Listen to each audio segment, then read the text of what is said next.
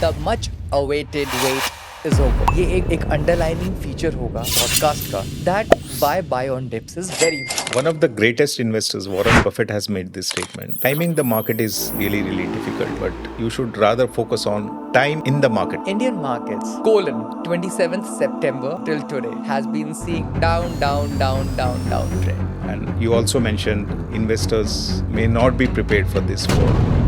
What fall have we seen? The last few years after the COVID disruption, we have seen that led to a lot of trade imbalances, different geopolitical situations. Most exciting questions, Gen Zs, millennials and Gen X. Now get ready for this question. So what is the mantra to the people who want to get rich quick very fast? 3 pillars for successful investing.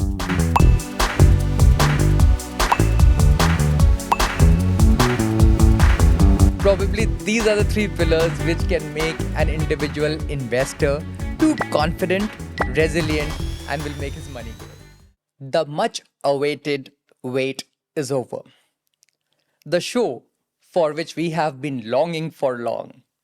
The individual who has already created a benchmark into the world of capital markets in India is here with us today. And he is none other than the Kotak chief, the man who's managing more than 2.5 lakh crores of equity, the man who has had more than a decadal experience with Kotak, the man who has been with one of the prominent AMCs like DSP and UTI. And here is whom I would be introducing. Welcome to our show, Harsha. It's indeed a pleasure for us. To Thank you so all much. the viewers who are watching your show, to all the investors who are watching the show, this is something which will make and will create an additional impact into their lives, into their portfolios, and most importantly, into their behavior of managing the finance. So, sir, how are you today and how are you feeling being in Delhi today? Oh, it's been great weather. So whenever you come from Mumbai, you always look for a better weather. And definitely being in Delhi in winter is very pleasant. So I'm enjoying it. सही बात है बॉम्बे में इतने time रहने के बाद दिल्ली आना और दिल्ली वासियों से मिलना आई एम श्योर एक अलग ही एक्सपीरियंस होता है और ये जितने दर्शक हैं बहुत एक्साइटेड हैं आपसे आपके बारे में सुनने के लिए आपके स्टेटमेंट्स लेने के लिए क्योंकि सर जब एक खुद फ्रॉम द हॉर्सेस माउथ कोई पीस ऑफ इंफॉर्मेशन आती है तो वो एक अलग ही इम्पैक्ट क्रिएट करती है लोगों को समझ में आता है कि क्या सही है और क्या गलत है otherwise managing finance sometimes I feel as a wealth manager is a very difficult thing unless and until you don't have that last mile connectivity of to that piece of information, sir. You are right. I think not only the last mile connectivity, but also you need to have a good advisor who can advise you correctly and judiciously at all points of time. I think that you are doing very well in your job. So it's indeed my pleasure. It's indeed my pleasure. So, sir, we have few questions which I've taken over through by having an understanding about the pulse of how the viewers or how the investors are thinking these days. What are the different kind of questions which come forward to me? So I think that I have accumulated or I have agglomerated all those questions. We will be putting forward those questions to you, and we would want that the viewers, the spectators, should be listening to these conversations, which definitely can help them in managing their portfolios well, sir. So, Sure. Harsha, my first question to you, sir, which is the buzz of the day, and that is the trade tariffs. सो मुझे ऐसा लगता है अगर अगर आप इस समय hashtag trade tariff लिखेंगे that would be the first key word which will have a lot and lot of prominence so sir I mean you know that the presidential elections of US has finally been done Donald Trump has taken the oath and he has started executing the orders as well. his first and foremost thing for which he will always and always be remembered in the history would be for the trade tariffs. Last जब last session में वो थे तब भी उन्होंने trade tariffs पे काफ़ी excitement दिखाया, काफ़ी कंट्रीज के अगेंस्ट उन्होंने ट्रेड टैरिफ्स किया। और आज भी the moment he stepped into the office and you start hearing about embargo against Canada, embargo against Mexico, embargo against China. How do you see this? And to what extent do you think that Indian capital markets are actually prepared to absorb that shock, sir? Sure. If you look at the trade tariffs, maybe we need to look at the backdrop in which global trade and commerce is continuing in the recent times. I think there was a point of time in our lives when everything was about globalization. Correct, sir. Get anything that is available at the cheapest possible price, whether it's manufactured inside your economy, outside your economy, it didn't matter. Yeah. Right. So everybody went for higher efficiency, low cost, etc. In the bargain, certain countries gained, certain countries didn't focus on manufacturing those in their own economy or in their own backyard. And that led to a lot of trade imbalances, which also led to a lot of different geopolitical situations once in a while. However, not just now, but in the last few years, and more so after the COVID disruption, we have seen that countries and economies do not want to really depend on other economies, other countries beyond a certain level, because you need to have your own strength to overcome some of these unknown challenges. Correct. I think in that context, we should see the trade tariffs that are happening now.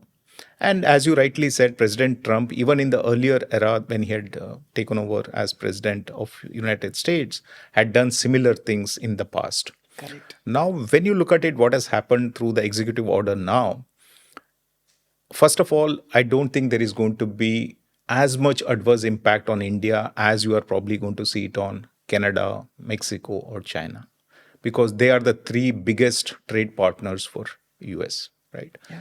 Their exports to US has been one of the highest across various other countries when you compare. India doesn't even figure in that list. We are probably somewhere down in that list. Correct. So to that extent, similar kind of punitive measures may not happen for Indian exports to US. That's point number one. The second is Indian exports to US is not only in the manufacturing segment. In fact, it's more in the services part. As we all know, IT services, for example, it's a large component of Indian exports to US, right? So in the services category, you cannot have something like tariffs. You will have certain other kind of restrictions which may increase the cost of doing that business. It may put some adverse impact on the margins, but it's not that your business is going to go away because you are inefficient or you are not able to manage that tariff. Correct. So to that extent, I think on a relative basis, while India may also get impacted, but the adverse impact is going to be a lot lesser. Maybe the silver lining is if some of the other countries are actually becoming a lot more less competitive in the newer scheme of things with higher tariffs, maybe at the margin Indian exporters can also gain. I mean, that's the hope that you can have for Correct. some of the exporters from India. So net, yes, there will be a lot of volatility in the market, especially given that there are various other issues which we can definitely discuss over this discussion. The valuations, the growth parameters, etc., which are also leading to volatility in the market. In that backdrop, if there is something that's also creating further noise or volatility, definitely markets would not like that. So to that extent, yes, short term, you may continue to see these news developments having some impact on the market. But if you're an investor who is investing for, let's say, 3 years, 5 years, 10 years, which ideally should be the time period for an equity investor, then I think these are par for the course. I don't think you should be unduly worried because of these events. To all the investors, just as there is a proverb in English which says, every cloud has a silver lining. So, how Harsha has elucidated that these protectionist measures which Donald Trump is taking, might not affect the Indian markets to that extent because of the very simple reason that we are not the best or the biggest trading partners of US, and someone's fault can be an opportunity for somebody else. So it could even be India, which could be at an opportunistic level. So Harsha, I mean, I think this school of thought, what you have given us, has literally, created and made people understand that, okay, there is a market volatility, but there's nothing to worry about. And especially for those investors who are intending to invest for a long duration of time. In fact, I mean, my other questions will be pondering over those things, that what should an investor do during this time. But before that, let me take you to another question, which is too much in need, too much in demand, too much in news. Again, I mean, if you search SEOs, I mean, ranking and everything, it would be too much there. Indian markets, colon, 27th September till today, has been seeing down, down, down, down, down trend. Indian investors are basically have never been prepared to see such a fall. And because of this, it is leading to some sort of anxiety, some sort of tensions, some sort of stress, some sort of callings to the advisors that क्या Indian markets भी गिरती हैं? Indian markets तो 22% के returns देती है. Indian markets minimum 18% के returns देती है. हमारे पोर्टफोलियोज नेगेटिव कैसे हो गए?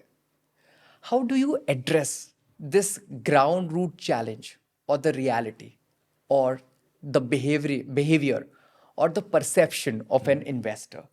And this is a very potential question. I think more potential than a trade tariff. So I want the viewers to listen to this conversation, to listen to this pain point from the horse's mouth. So please elucidate, please explain this thing. आपने mention किया कि 18% return, 22% return, and you also mentioned investors may not be prepared for this fall. Correct. What fall have we seen? We have seen maybe low double digits as of now from the point that you mentioned. Correct. Right? You go back in history, not just Indian equity markets, you look at any equity market, all equity asset classes all over the world are inherently volatile. Correct. It is like doing business, right? Yeah. Which business will give you growth and profitability higher than the previous night every day, every morning? Yeah. Right? It's not possible. Every business will undergo some hardship, some headwinds, either because of the internal issues, either because of the external issues.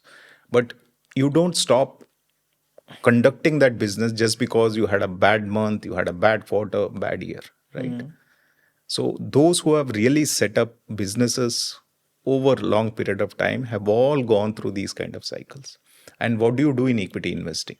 You're also investing in businesses. Probably you're investing in a selection of 40, 50 companies based on different valuations, different industry segments, etc. You're keeping it diversified because you are not a promoter of the company. You have the flexibility to invest in more than one business because you are not running that business. Somebody else is running that business. All you are trying to do is you're not putting all eggs in one basket. You are diversifying it and you are letting those businessmen to run the show for you. Correct. And if you make more successful picks in terms of the businesses at right valuations, you will end up making money. Correct. But you said people are not prepared for it. Correct. I assume maybe you said it because there are a lot of investors who have come into the market in recent times. When I say recent times, post-COVID. Correct. Right? Yes, the post-COVID period until now was very, very unusual. Correct. I'll say it again, very, very unusual period for equities where equities kept giving returns and without much downside volatility. Correct. But that's not how equity markets behave. You look back into history, look back into other regions. Everywhere you will see that equity markets have volatility.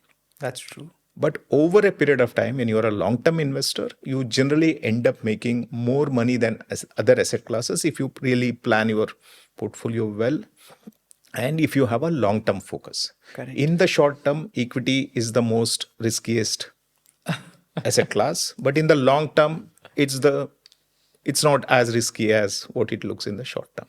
Correct. If you look at Indian markets, if you look at the history of Indian markets for 30-35 years, the CAGR returns from Indian equities are around 13.5%. Correct. And probably you can add one more percent for the dividend yield, but Correct. broadly around the mid-teens, Correct. right?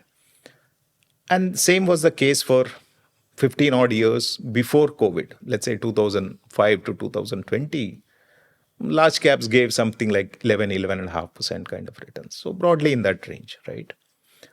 And mind you, in that period, the small caps had given only 7% CAGR. Correct. For a good 15-year period, small caps underperformed large caps.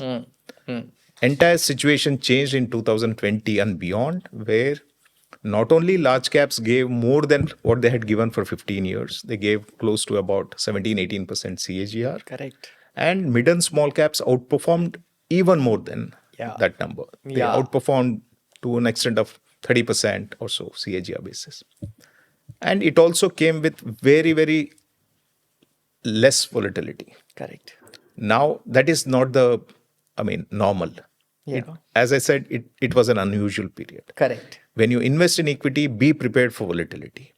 And also, unusually high returns means either your entry valuations were very, very attractive and hence you made more money, or the businesses grew phenomenally better in that period and hence you made money. And all of that has happened in the last 4 years. So at this point of time, to just focus on what happened in the last 3 years, last 4 years, and to expect it for the next 3-4 years is not the right way.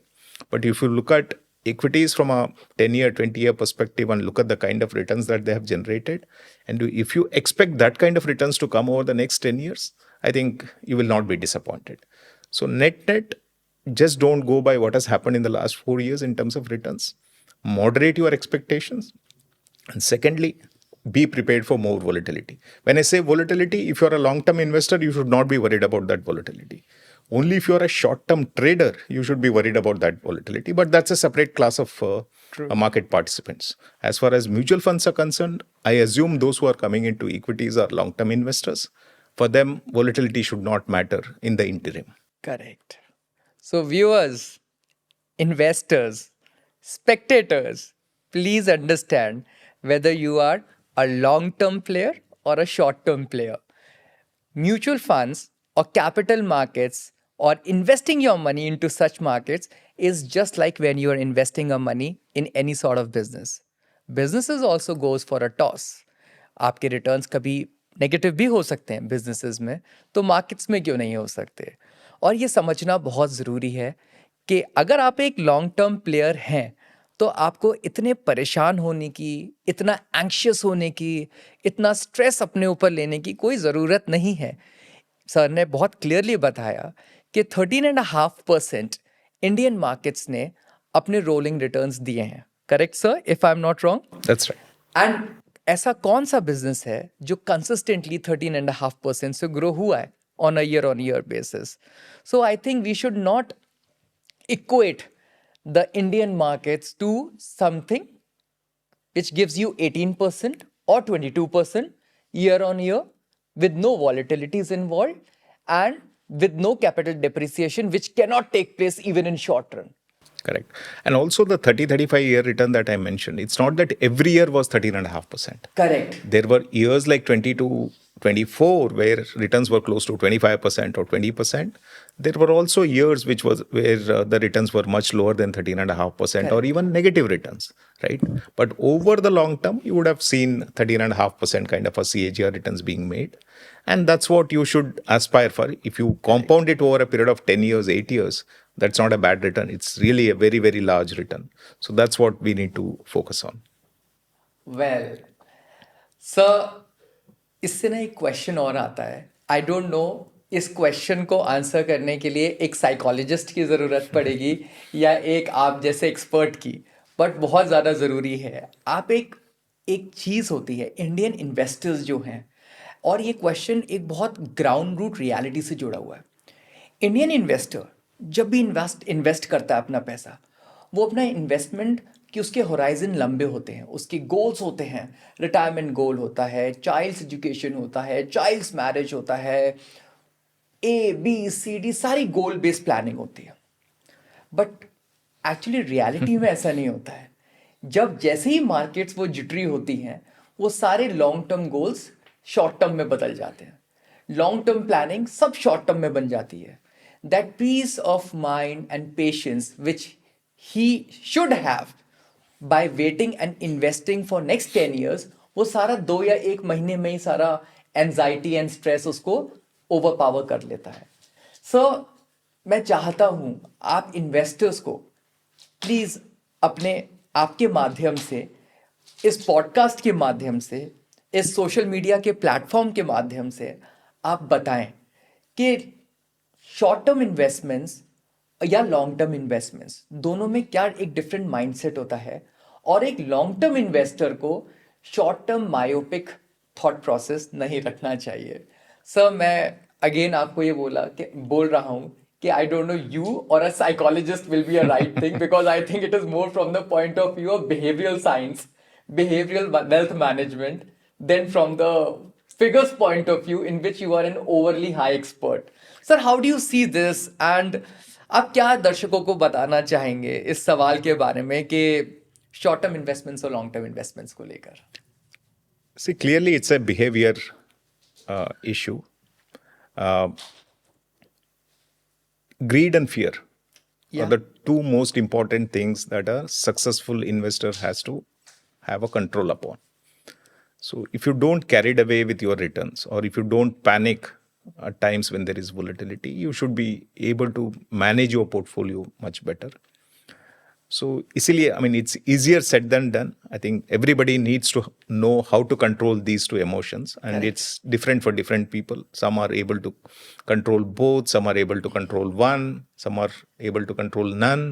So there are all kinds of individuals, but understanding oneself is very important, and also reflecting back in terms of some of the decisions of the past and how they have affected you, either positively, negatively, keeps reinforcing some of those things. Correct. So I think that's what one can do to train your mind to behave in a certain fashion. The other thing you said short-term investor and long-term investor. According to me, there is no short-term investor. There is short-term trader and a long-term investor, right? So if you're trading, obviously you're taking a different kind of a risk. You are speculating on a particular event, on a particular day, etc. So it's a different cup of tea. When you're investing for long term, it's like running the business. Instead of running one business, as I said, I'm repeating it again, you're running multiple businesses through multiple promoters. Correct. And businessmen. Correct. You are becoming a passive investor. Correct. So these are two choices. Somebody who is able to focus more on short-term opportunities and manage their risk, and who can focus 24/7 on that particular aspect, can become probably a short-term trader. But if you don't have that kind of time and energy and the bandwidth, probably it's better to invest for the long term and let somebody else, the professional managers, to manage that. Wow.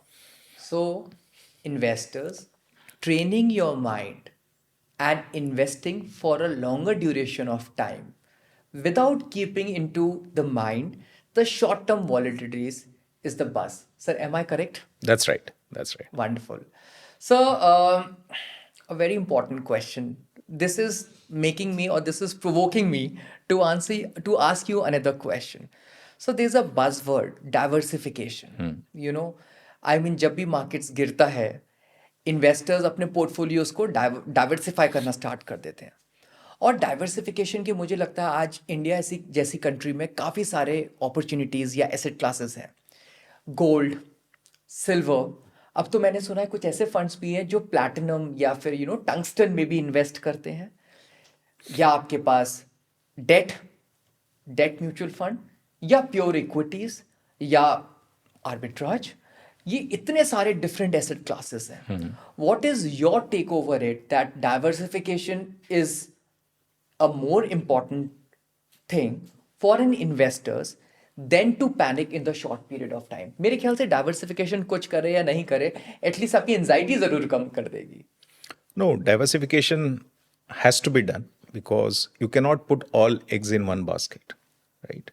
Correct. Let's go back. Let's say 2003, you invested 70% in equity. I'm just giving a number.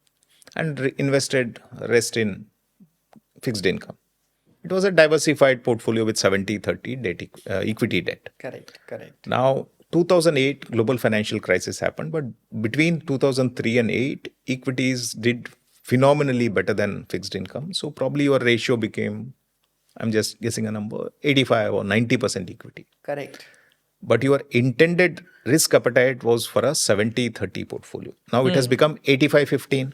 Yeah. Maybe at the peak of 2008, you are not happy with even 85-15. You would have looked at past 5-year returns and said, maybe I should have put 100% in equity.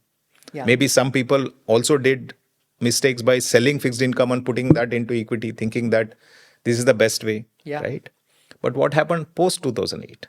Equities fell in the same year, maybe 40-45%. Some funds fell more, some funds less, but markets fell 40-odd%. Correct. But fixed income didn't fall so much. Yeah. Right? But if you keep monitoring your asset allocation, I'm not saying 70-30 is the right number. It is different for different person. And that's where financial experts will have to advise them depending on liquidity needs, income generation capacity, risk-taking ability, all of that. But once you decide on equity, fixed income, or even commodity allocation, then you need to keep monitoring that allocation as time passes. So if there is a too much deviation from that number, that means that while maybe one of the asset classes has given you phenomenal returns and has helped your overall returns, but also risk is increasing in that segment. Coming to the recent times, for example, if somebody started with a portfolio of, let's say, 50-50 large cap and mid and small cap in post-COVID period, because mid and small caps have outperformed large caps by a large margin, probably now that ratio is looking more like 25-75. Correct. Right? Correct. Now, you wanted to take only 50% risk in mid and small. Correct. But today, because of the appreciation, it's become 75. That's true. If things don't work out the same way as last 4 years, this 75% can take away a large amount of returns. Yeah. Why not recalibrate it to 50-50? Yeah. Right? That is something that you need to keep doing very often so that your overall risk levels remain in control. Correct. I think that's where diversification helps. And also, it helps you build some sort of a protection against something which is not known. Correct. Right? For example, why do we keep a portfolio of 50-60 stocks? Because we also know that there will be some regulatory headwind in a particular industry. There could be some business headwind. There could be market volatility. Yeah. There could be margin pressure because of one raw material going up, etc. So if you have same kind of businesses in the entire portfolio, then you are playing just one theme. And every theme runs out of steam, right? That is where you need to keep a diversified portfolio. If something goes wrong, there is something else to take care of it. And broadly, if you make a reasonable judgment in terms of selecting right businesses at right valuations, Correct. over a period of time, you should be able to make reasonable sir एक returns. बात बताइए मुझे, इससे एक चीज़ है जो एक trigger point आ रहा है. अगर कोई इन्वेस्टर लिटरली कोई लॉन्ग ड्यूरेशन ऑफ टाइम के लिए अपना पैसा इन्वेस्ट करता है, और जिस तरीके से आपने बताया that equities have given 13.5% returns on a long term perspective, तो फिर शायद डाइवर्सिफिकेशन की इतनी ज़रूरत ही नहीं हो. क्यों? क्योंकि लॉन्ग टर्म पैसा है, 13.5% इक्विटी से आ जाएगा. नहीं, उसमें एक ही इश्यू है कि your needs may come up in 3 years, in 4 years, or sometimes even in an unforeseen way. Correct. Right? And who knows, at that point, if the markets are lower, Yeah. then not only you will be forced to sell because there is a need, you will also end up making suboptimal returns. Yeah. So that's where you need to keep some amount which will not be as volatile as equity. Yeah. That's where you need to have fixed income in the portfolio. Correct. So that some of these needs, known needs as well as unknown needs, are taken care of. And one thing more, who better than you guys can understand or can tell the viewers that how diversification is playing a very crucial role into your multi-asset funds, which are doing exceptionally par excellent, I think. मुझे ऐसा लगता है ये एक नई category थी, ये category ने इवॉल्व किया over a period of time, और आज इस कैटेगरी के अंदर जो इन्फ्लोज देखने को मिल रहे हैं उससे क्लियर कट समझ में आता है that diversification is the bus. या करेक्ट. आई मीन, एक ऑप्शन तो ये है कि आप कुछ इक्विटी फंड्स को ले लीजिए, कुछ fixed income, gold ETF, and that way you will be able to diversify your entire investments. Correct. But it's not a tax efficient way of doing it. Correct. Right? Equities का equity taxation है, fixed income का fixed income taxation है, gold का अलग है. But if you take all of this in a single fund, one, you are not really worried about when to increase allocation because that decision is being made by a professional team depending on the market valuations. Second, since most of the multi-assets funds in the market today are equity oriented, Correct. wherein if equity is less than 65%, it is bridged to make 65% through arbitrage, which behaves like fixed income and gives fixed income kind of returns, but it's considered as equity for taxation. Your overall taxation on that fund is of a equity category. Correct. There also there is an advantage. So if there is one fund that somebody wants to invest or enter into markets with one fund, then some of these asset allocation funds are the easiest and the best route to do it.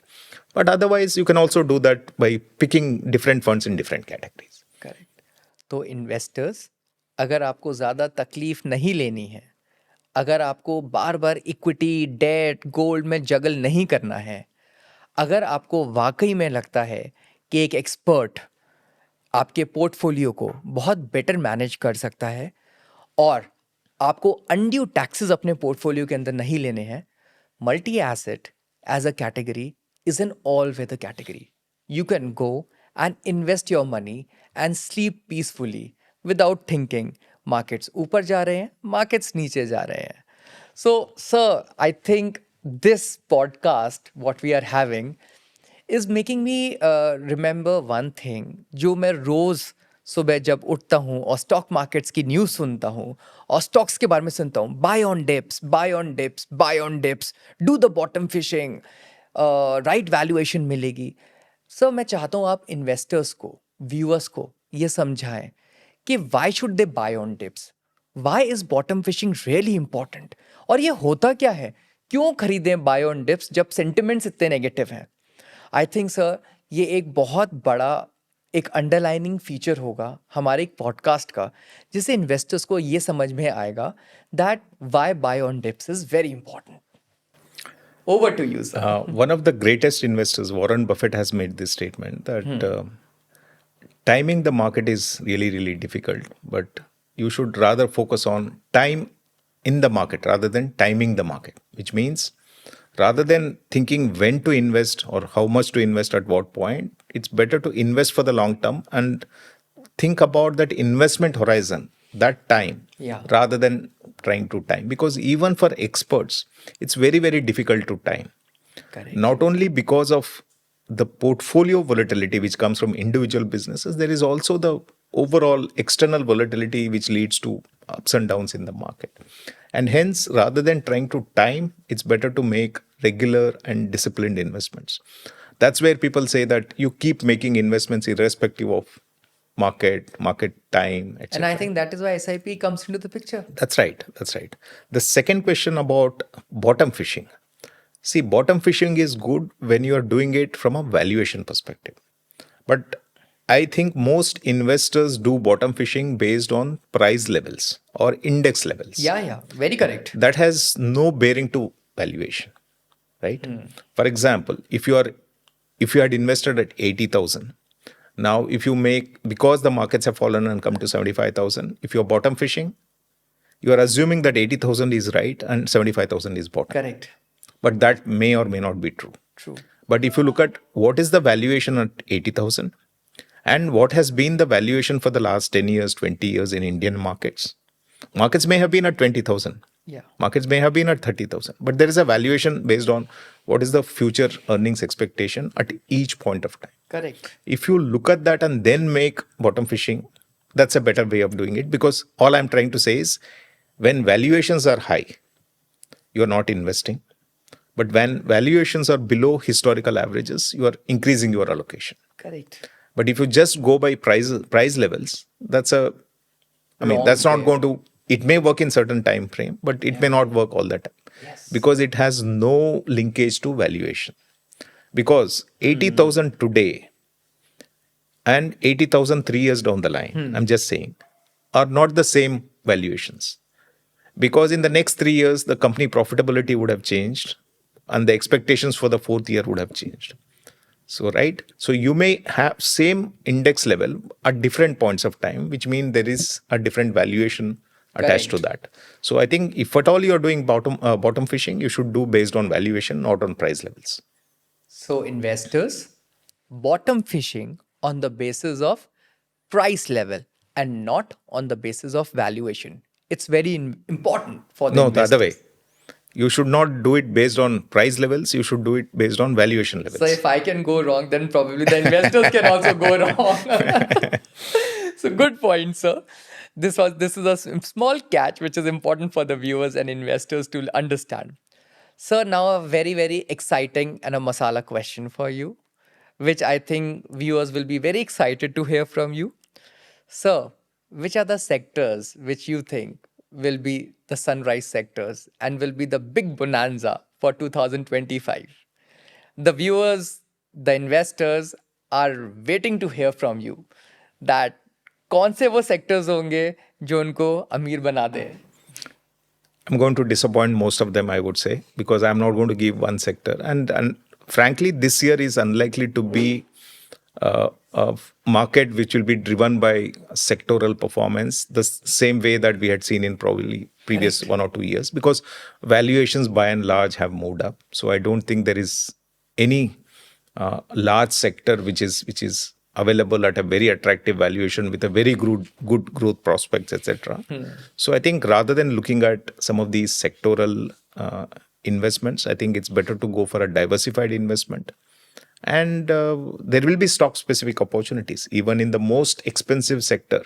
If the companies continue to deliver, those stocks will deliver. Yeah. Even in the most attractive industry, if things don't go the way that market expects, or the investors are expecting, some of those stocks may not do well. So I Correct. think it's better to look for stock specific opportunities in this year compared to previous few years. I think there was also a reason why some of the sectors did phenomenally well in the recent times, because post COVID entry level valuations for most of these sectors were very low. And Yes. also the growth that came after that surprised most analysts on the street. Right? I think you got the benefit of all of that in the last 4 years. Now I think it's time to take a more measured approach to investments and take more diversified approach. So don't you think this finance minister, the budget, which has given a huge dent or huge impetus to the consumption sector, will be the next buzz? Because a lot of investors would be watching to hear consumption story from you, that maybe the best of the best consumption oriented stocks or mutual funds will be doing great because अब लोगों के हाथ में पैसा आ जाएगा. See, one, I think the benefit is going to come in the next financial year. So it's not that next True. quarter results are going to be anything different because of the budget policies. Second, we also need to look at the valuations and also look at which segment of consumption is going to benefit on a structural basis. Right now, the pain in the consumption segment seems to be coming more from rural areas. Correct. But most of the taxpayers are in cities or maybe some towns, but mostly in cities. So the benefit that's going to come is probably going to improve urban consumption a little more than actually rural consumption. So again, as I said, don't focus on the entire theme or a sector, but pick right companies in each of those. Probably that will give you better investor experience than taking sectoral calls. Correct.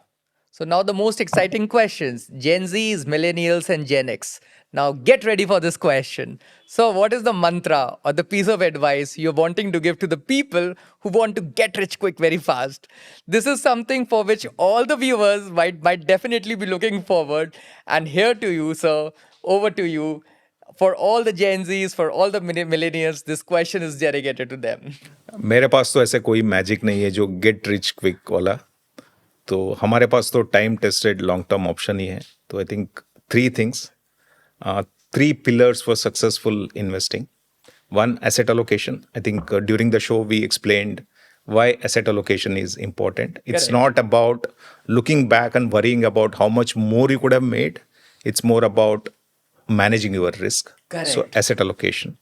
Second, we spoke about this as well, that don't try to time the market. You spend more time in the market. Timing is always difficult. Correct. So, based on that, disciplined and regular investments is the second mantra. And the third mantra Despite doing the first two, you may still have issues if you're short term focused.